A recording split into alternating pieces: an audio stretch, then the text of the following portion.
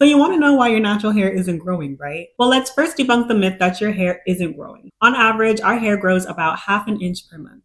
Some people will grow a little less than that, others will grow a little bit more, and that's totally okay. Unless you have some kind of underlying health condition or vitamin deficiencies, your hair is probably growing just fine. And you don't need to run to buy the latest magic hair growth pills or take biotin supplements to make your hair grow longer. Instead, the main reason you aren't seeing your hair grow is because it keeps on breaking off. So the tips that I will be sharing with you today are all centered around preventing breakage to retain length. And these are things that I have learned in my 10-year natural hair journey and some things I've researched for you as well because I like to give facts over here. All right, so reason number one why you're not seeing your hair grow is because you are over manipulating your hair. Now, what do I mean by manipulating your hair? Manipulation can mean any time that you are touching your hair. So that could be doing a twist out, doing a different hairstyle, detangling your hair, or just playing in your hair. That is all manipulation to your hair. Our hair actually thrives really, really well when we just leave it alone. I want you to think of it like this. Every single time you touch your hair, that's an opportunity for your hair to break. So doing a twist out once, for example, isn't going to really break your hair off. But if you do a twist out every single day for months and months and months and months, over time, that manipulation to your hair is going to add up and your hair is more likely to break off. So what you want to do instead is to opt for low manipulation hairstyles. These are hairstyles that limit your ability to touch your hair and don't require styling for long periods of time. I would say at least a week before restyling. For example, this could be styles like mini twist, flat twist updos, braids, weaves, things like that. Some hairstyles like buns and puffs, those are considered low manipulation styles too. But if you're redoing your bun every morning, that's no longer low manipulation because you're just touching your hair every single day now. All right, reason number two why you're not seeing your hair grow is that you are not protecting your ends. In order for us to retain length in our hair, we have to make sure that our ends are healthy and they stay intact for as long as possible. Your ends are the oldest part of your hair, so you want to make sure you're giving them extra nourishment and protecting them as much as possible.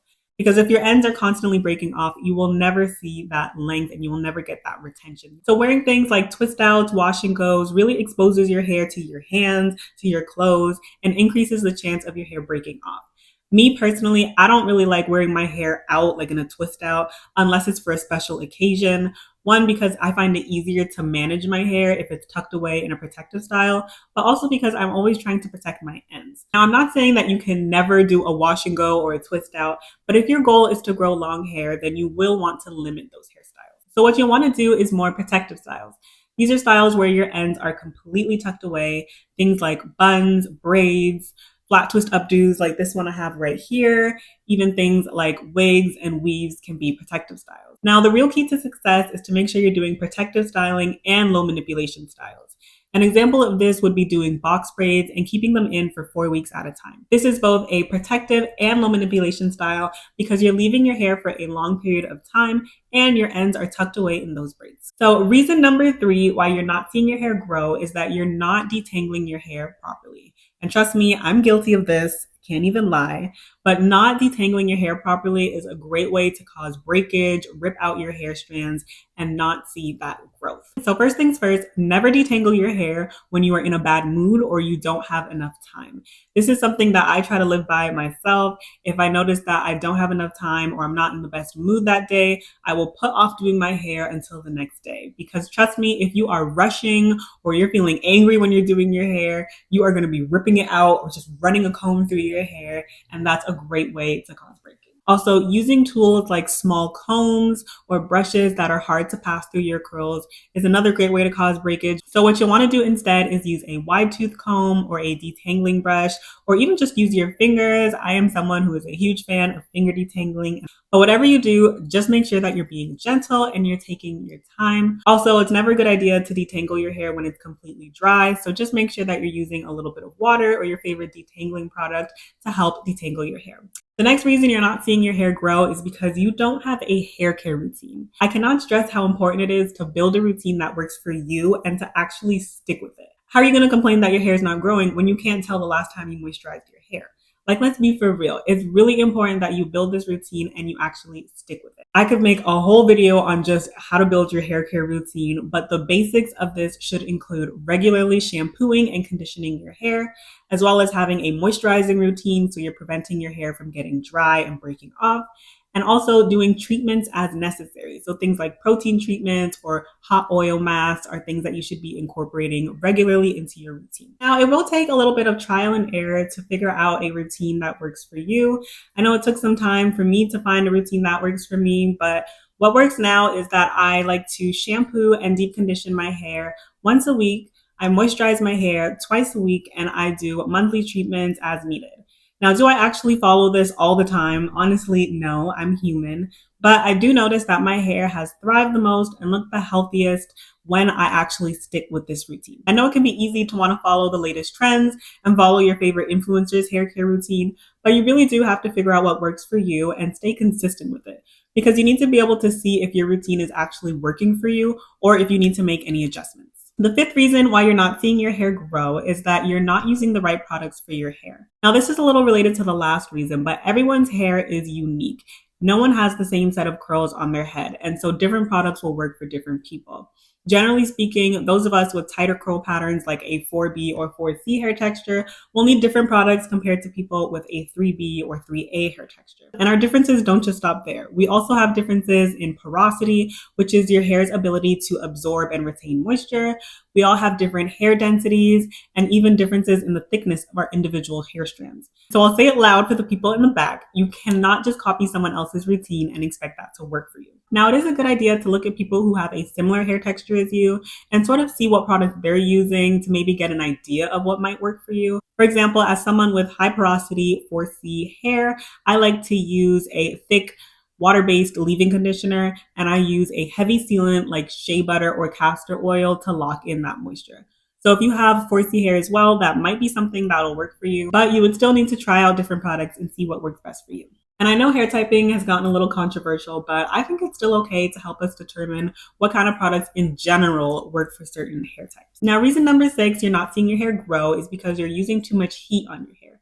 Using excessive heat can be really, really damaging to hair, not only because the heat will dry out your hair, but also because if you're constantly flat ironing, blow drying, or curling your hair, you're also over manipulating your hair. And I mean, you can still grow long, healthy hair and use heat, but you just have to use heat safely. So first things first, if you are going to use heat, always make sure you're using a good heat protectant.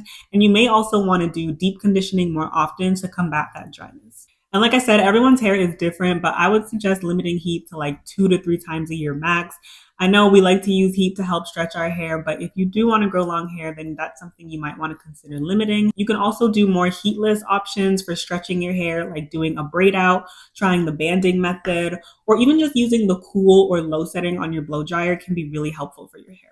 Now, reason number 7 you're not seeing your hair grow is that you're not protecting your hair at night. Are you really going to bed without a bonnet or a scarf and expecting your hair not to get dry and break off? Like, be for real. Leaving your hair out at night will allow your hair to rub all over your cotton pillowcase, your sheets, and increase the chance of your hair breaking off. So before you go to bed, you want to make sure that your ends especially are nice and moisturized, tucked away, and wrapped up in a silk scarf or bonnet. Also, bonus points for sleeping with a silk or satin pillowcase, just in case your bonnet falls off at night. Also, another tip, if you're just at home, like even if you work from home, you might as well just keep your bonnet on and keep your hair tucked away throughout the day. Might as well protect your hair as much as possible, right? So reason number 8 why you're not seeing your hair grow is that your protective styles aren't really protective.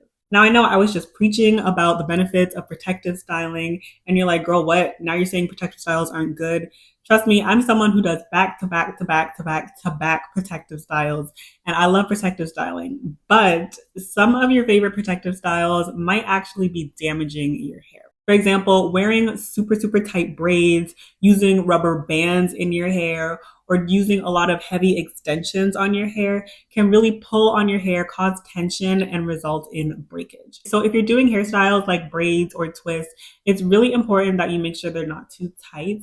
And you also don't want to use too much hair extensions on a small, fine section of hair because that's just a recipe for breakage. So you really want to be careful with hairstyles like jumbo braids or locks that might be a little bit heavier on your hair. Also, just because you're wearing protective styles doesn't mean that you get to take a break from your hair care routine. Like, who said wearing protective styles will just automatically keep your hair clean and moisturized? You still need to shampoo and deep condition your hair. You still need to moisturize your hair regularly. And you should definitely be wearing your bonnet or scarf when you sleep at night. I know some people will look at me crazy if I say I wash my hair when I do a protective style, but I like to keep my protective styles in for at least 1 to 2 months at a time. I'm definitely going to wash my hair during that time. And some styles, like a sew-in, for example, can be a little bit more challenging to continue with your hair care routine because your hair is so tucked away, right? So I would recommend just not keeping styles like that in for too long so that you're able to take it down and care for your hair. All right, reason number 9 you're not seeing your hair grow is that you're not trimming your hair. And I know this might seem a little counterintuitive, like if I'm trying to grow long hair, why should I trim my hair regularly? But the truth is, if you don't trim your split ends, those split ends will just continue to go up the hair shaft and you'll be left with really thin, damaged hair that's just going to fall off anyways. So it's always important to make sure we are maintaining the health of our ends and taking trims as needed. Now, how often you need to trim your hair will be different for everyone, and it depends on how well you're taking care of your hair too, right? So if you have really healthy hair, then you'll probably only need to trim your hair like 2 to 4 times a year. You could do like twice a year, for example, or do trims quarterly. And when you're trimming your hair, you want to make sure you're only trimming what's necessary. I mean, if your goal is to grow long hair, but you're just trimming your hair off every month and getting rid of that growth, that doesn't really make sense. So make sure that when you do your trims, you only cut off what you need to. If you find that your hair is constantly looking damaged and your ends are constantly looking split, even if you're doing regular trims, then there might be something in your routine that you need to change. It could be that you need to do more deep conditioning, or maybe you need to try to do more protective styles. Now, reason number 10 why you're not seeing your hair grow is that your diet sucks. And I know no one really wants to talk about our diet. We don't want to get into this, but we can't ignore the fact that what you put into your body has an impact on how the exterior of your body looks.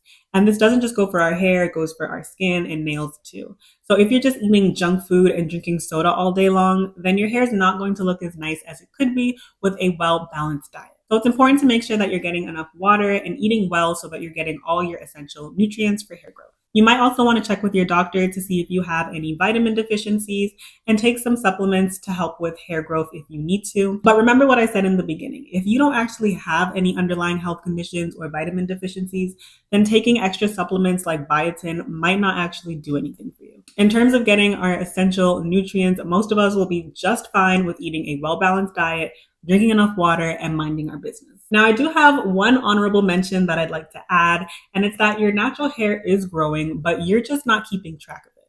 I mean, how do you know your hair isn't actually growing if you're not looking at progress pictures and videos?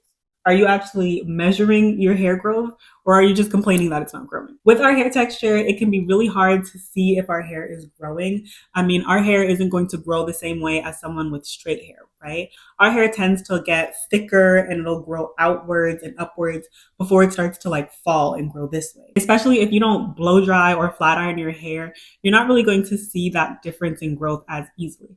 So it's important to take lots of pictures, take lots of videos. You can even use a tape measure and, actually do length checks and things like that. I know for me personally, I didn't realize how much my hair was growing until I looked back at pictures over time. Especially when I looked at my hair when it's blow dried, I could really see the difference over the years. So if your hair gets a lot of shrinkage like mine, just make sure to take your progress pictures, be patient with yourself, and over time, you will see that growth. Now, the last thing I want to say to you all is that genetics will play a huge role in your hair growth journey, okay?